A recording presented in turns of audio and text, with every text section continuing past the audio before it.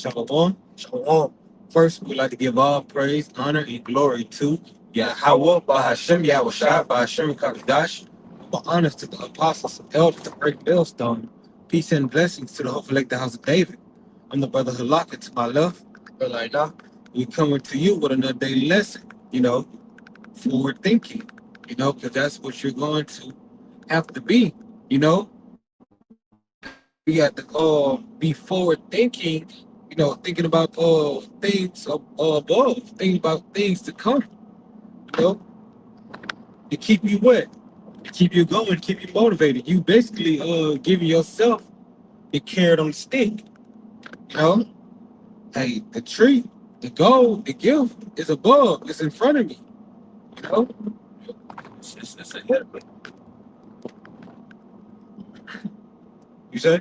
No, I'm saying it's ahead of us. And ultimately making decisions, wisely, and thinking about, how can I, what are things I can do to set myself up for the best way possible, the spirit, for the best way possible for y'all by Shabbat when it comes to the things that are to come and not the level, and our, uh, our perfect example, of that from, you know, our forefather Jacob, in the field, Esau, the red pottage, Esau so blessed, Esau was thinking like, ain't gonna do nothing for me right now. Jacob was looking into the future, he was forward thinking. Okay, get there real quick. Genesis 25, 25 started at verse 29. And Jacob saw pottage, and Esau came from the field, and he was faint. Verse 30. Esau said to Jacob, feed me, I pray thee, with the same red pottage. But Esau was asking for the raw meat. It ain't even cooked yet. The devil like his food, tartar. He like his meat still clean and shit. Rare, medium rare. He want shit great. Like, like Esau, Yeah. It basically is food. All right. It says, for I am faith. Therefore, the name is called Edom. Edom goes in the red man. So shit, Jacob was making fun of like tripping, you know. Verse 31. And Jacob said, sell me this day thy birthright. Okay? Ultimately, the birthright was set up for Jacob anyway. But the Lord had to play out, So, it played out the way it was supposed to. Lord, everything is predestinated. But the things have to unfold on how the Lord said they can unfold. So he started selling his birthright. Okay? Verse 33. And Jacob said, stretch me this day, and he swore unto him, and he sold his birthright unto Jacob. Then, verse 34, then Jacob gave Esau bread, pottage, and lentils. And he did eat and drink and rose up and went his way. Thus Esau despised his birthright. Okay? Esau was thinking in the moment, this is an exact replica of Eve Nichols. He got this shit from Esau. Thinking in the moment, you got thinking of the consequences.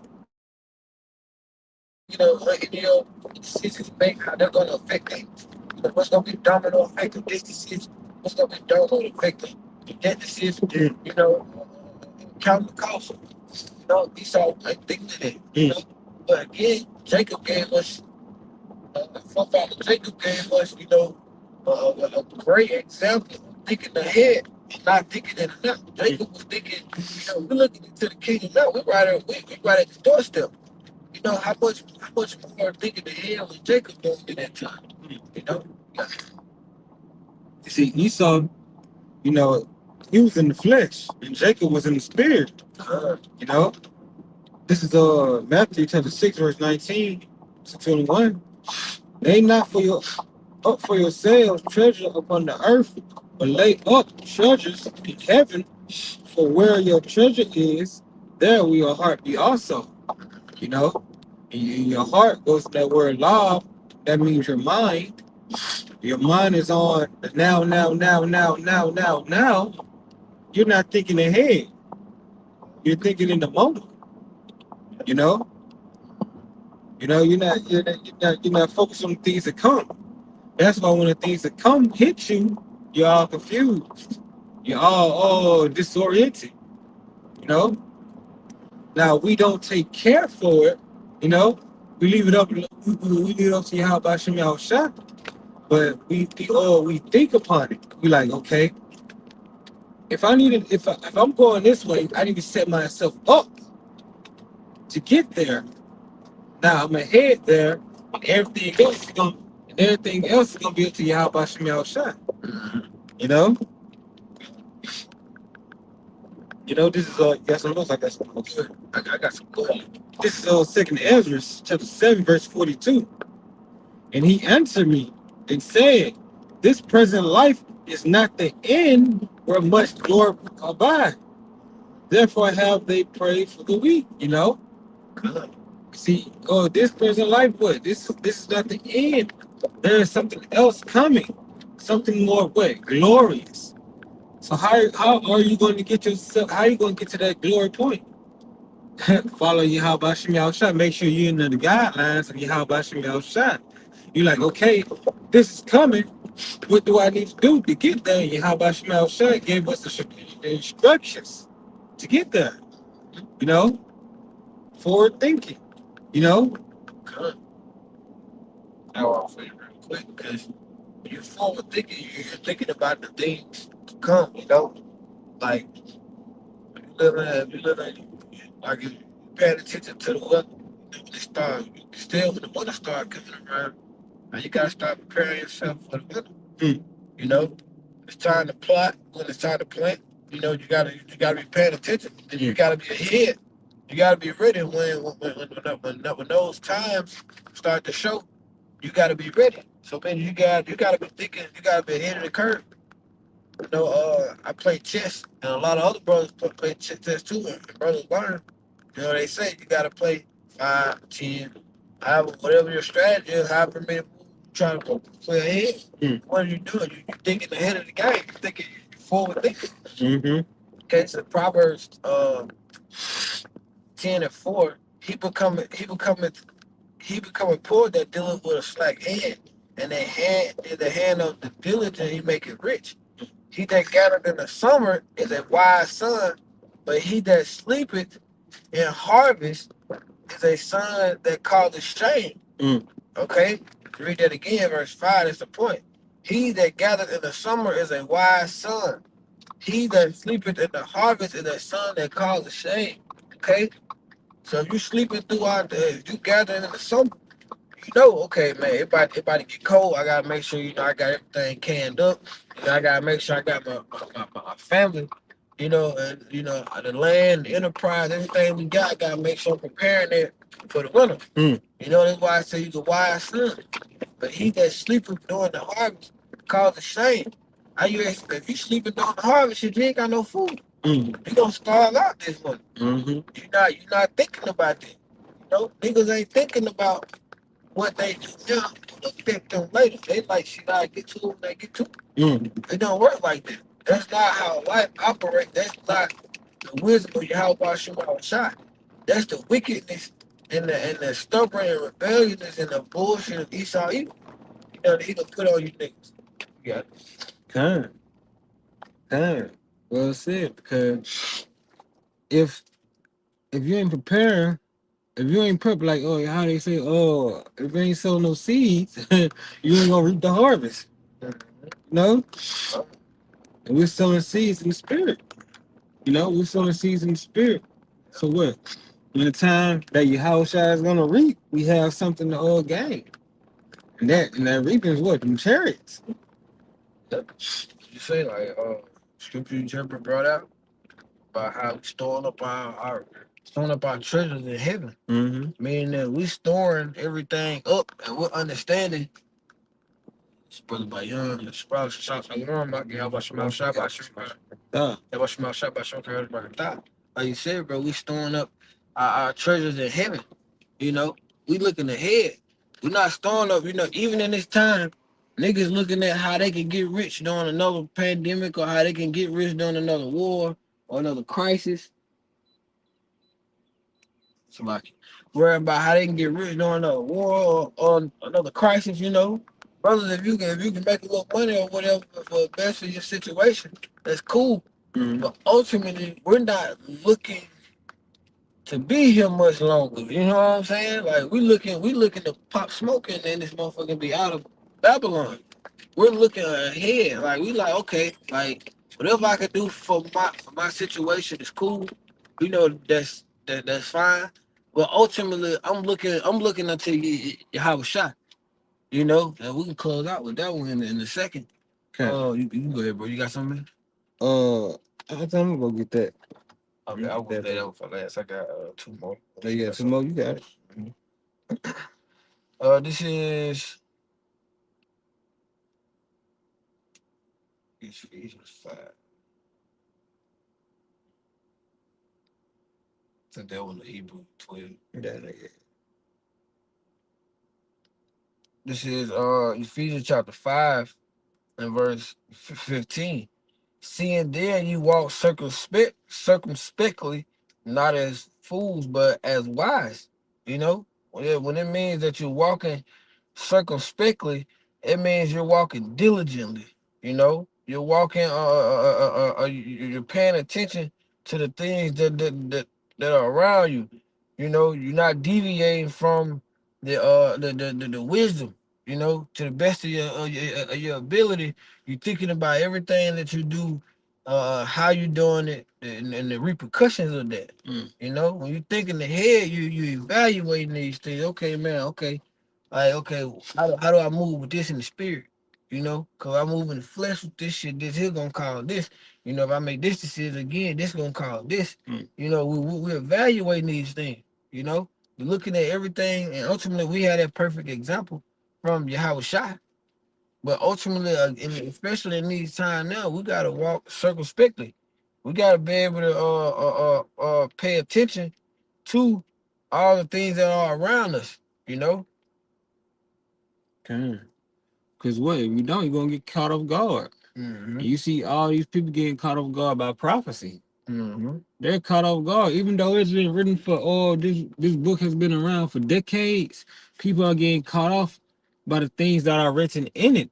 Mm-hmm. You know, they're getting caught off by people becoming colder or WW3. You know, the way people are in the world. You know, they're getting caught off guard by this, and they finna get caught off guard by how bad it's going to get. Mm-hmm. Cause this war is going to outdo every other war because it's about to get so bad. People lose their mind. They're gonna lose their moral. Time like never before. I got that word circumspectly real quick. It says in a careful and prudent way. When I think of that, match it with a precept.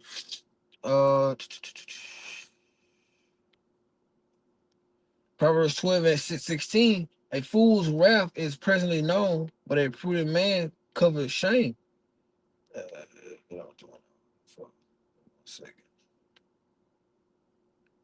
This is what I was looking for. Proverbs 14 and 15.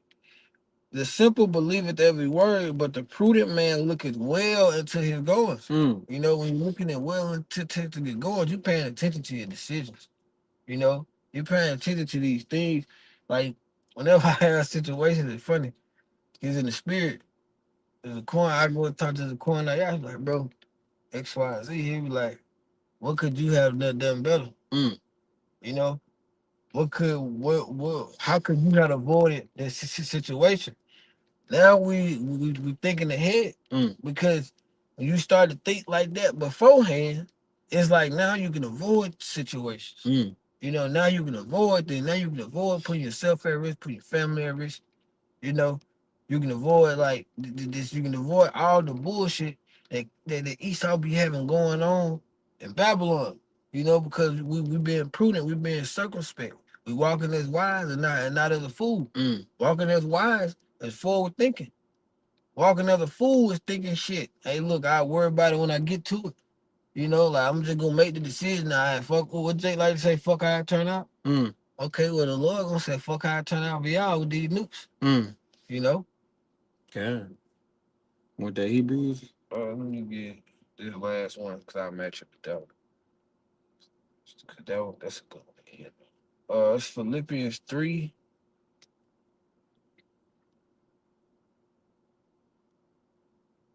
13 and 14. It says, brethren, I count not myself to have apprehended, but this one thing I do, forgetting this one thing I do, and this is what Apostle Paul is saying. I forgetting those things which are behind and reaching forth unto the things which are before. Here's the point. I press towards the mark for the prize of the most high calling of the power in Hamashiach Yahushua. So Paul is basically saying, hey, I'm pressing forward towards what Yahweh Shem Yahushua got for me. You know? You go ahead, bro. Okay. This is Hebrews chapter 12, verse 1. Wherefore, seeing we are also compassed about with a great cloud of witnesses, let us lay aside every weight and sin which doth so easily beset us, and let us run with the patient and race that is set before us, looking unto Yahweh Shai, the author and finisher of our faith, who for the joy that was set before him endured the cross, despising the shame, and sat down at the right hand of the throne of Yahweh Hashem Yahweh. You know, he sat down, he laid down everything to gain Yahweh, to gain the kingdom, He laid down everything. That was say looking unto Yahweh Shai. He laid it all down. A perfect example. Yep, he's a perfect example. And he taught us the best way, okay. Cause what Yahweh Shai, he won, Adam, you got the guy with Eve, when he was Solomon, shit happened then. When he came back, he like, man, fuck all that. The kingdom on the line. So he for 33 years, he was looking straight. He was thinking about nothing but the kingdom. He was thinking about nothing but the future. He was pressing toward their pride, ultimately giving us the great example. Okay. I know you're gonna be great. 57. Okay. So hey, that was a great point, So hey, you got to be forward thinking, especially in these times. Think on the kingdom. Think about what's coming, Cause this world is at the end. It's closing. And you can't go back and place all replay. You can't do none of that. Nah. Ain't no rewind. Ain't no rewind. So with that, we hope you was edified. Again, we're gonna give all praise, honor, and glory to Yahweh, Bahashem, Yahushua, Bahashem, Kakadash, the honor to the apostles and elders of Great Millstone, peace and blessings to the whole elect the house of David. Until next time, Yahweh willing, shalom. Shalom.